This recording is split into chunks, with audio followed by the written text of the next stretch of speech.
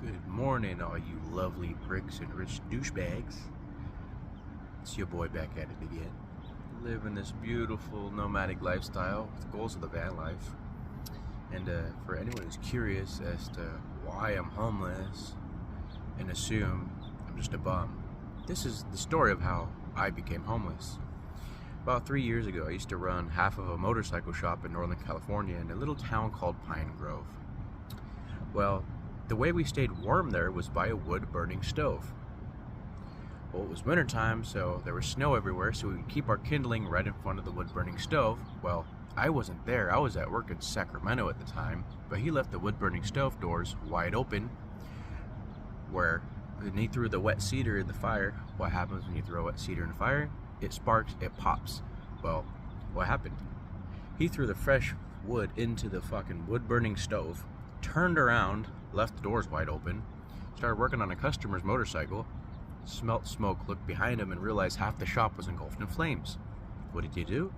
He saved all of his projects, saved some of the customer's stuff, and ignored all 8 of my motorcycle projects that I had. I had a shovel head, I had a pan head, I had multiple different projects I was working on that were my personal projects that he just let burn.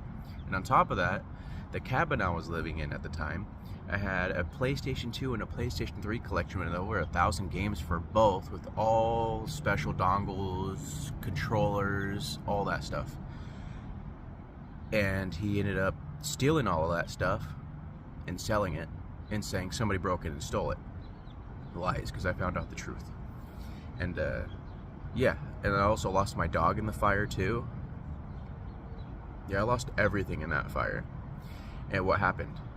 I relapsed. I lost.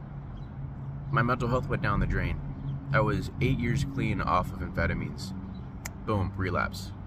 Because when I asked for help from the person that burned everything that I ever had down to the ground, he said, "Screw you, figure it out yourself." Yeah, screw you, Tim. You are a worthless piece of shit. Due to your negligence and your stupidity, I lost everything you stole from me.